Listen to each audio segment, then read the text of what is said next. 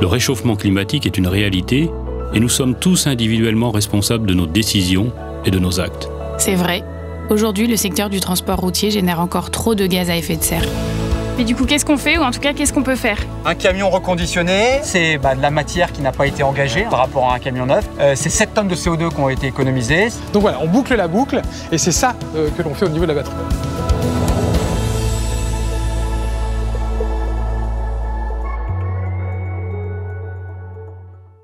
Bon Bruno, je t'ai donné rendez-vous ici dans un endroit un peu particulier que j'aime bien. C'est ce que je vois.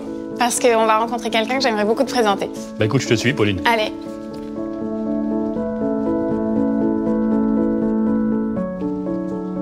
Ça te rappelle quelque chose? Bah oui, puis tu vois, là, il y a un bel enneigement. Faut qu'on fasse tout pour le garder, hein. C'est clair.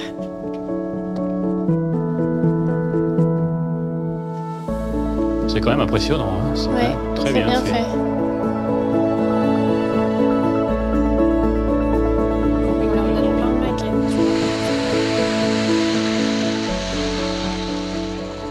Bonjour Jean, vous êtes paléoclimatologue et ancien vice-président du groupe scientifique du GIEC. Vous êtes un des premiers à avoir alerté sur les effets du réchauffement climatique il y a plus de 35 ans. Quelle est la situation aujourd'hui?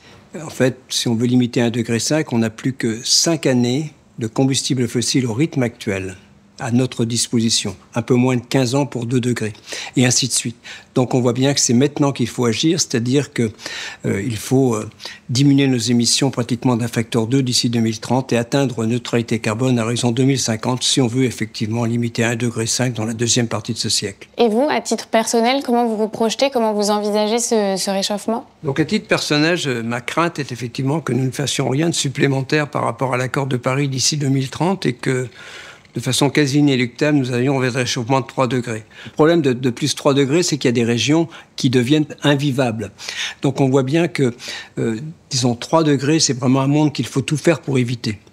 Alors pour vous, scientifiques, qu'est-ce que les industriels peuvent faire? Il faut que la recherche tienne une place importante dans l'entreprise. On ne peut pas, je crois, faire cette transition sans recherche, sans innovation, mais vu du point de vue du climatologue, l'innovation n'a de sens que si elle contribue à la lutte contre le réchauffement climatique ou tout au moins à l'adaptation. C'est tout cela qu'il faut mettre en place. Et on voit bien que c'est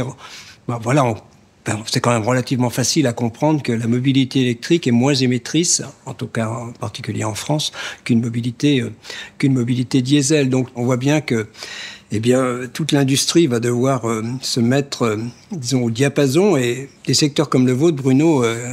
Donc, quelles sont justement vos difficultés à vraiment rentrer en rythme de croisière? Disons, des véhicules électriques sont là, mais c'est moins de 2%, je crois, de vos ventes actuellement. Comment on passe de ces moins de 2% à ce que vous souhaitez en 2040, je crois, disons, ne faire plus que des véhicules électriques? Tout à fait. Alors aujourd'hui, on investit effectivement de manière très importante dans les véhicules électriques. On a basé notre stratégie sur l'électrification. Une de nos grosses difficultés, c'est de gérer cette transition. Ce qu'il faut, c'est que les réglementations fassent que la demande, en fait, de ce type de produit, neutre en carbone, va réellement exister. Et donc, il faut que tout le système réglementaire pousse et flèche dans cette direction-là.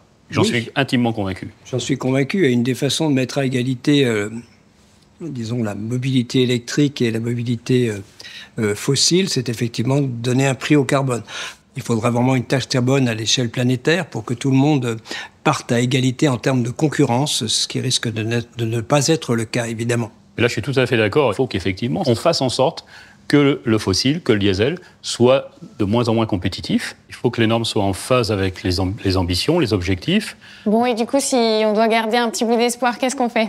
Disons, mon message est très clair. Cette transition vers une société sobre en carbone, elle est synonyme à la fois de recherche, d'innovation. Voilà, donc il y a beaucoup à faire. Alors, on ne peut pas non plus ne pas changer, notre mode de fonctionnement de société. La sobriété doit aussi un peu au rendez-vous. Recherche, innovation, création d'emplois, dynamisme économique. Et quand on parle de dynamisme économique, c'est un monde où les jeunes ont de l'emploi, où on se sent bien. Cette transition, elle est inéluctable. C'est-à-dire qu'on ne peut pas accepter de ne pas atteindre neutralité carbone. L'accepter serait effectivement accepter le fait que le climat se réchauffe indéfiniment. Je suis convaincu de l'intérêt de cette transition. Elle se fera et je crois que votre génération a intérêt à la jouer complètement et à la réussir.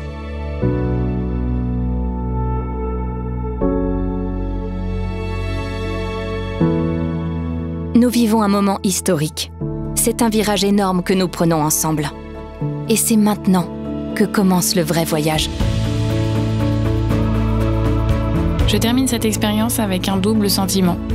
D'abord, un sentiment de fierté, car je vois les choses qui avancent, nous sommes dans l'action et les investissements sont là. Nous prenons nos responsabilités et nous embarquons nos partenaires avec nous. Le réchauffement climatique est sous nos yeux. On ne peut pas l'ignorer.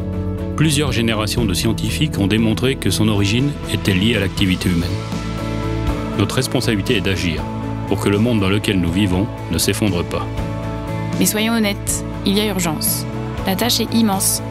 Serons-nous capables d'atteindre nos objectifs pour 2030, même après?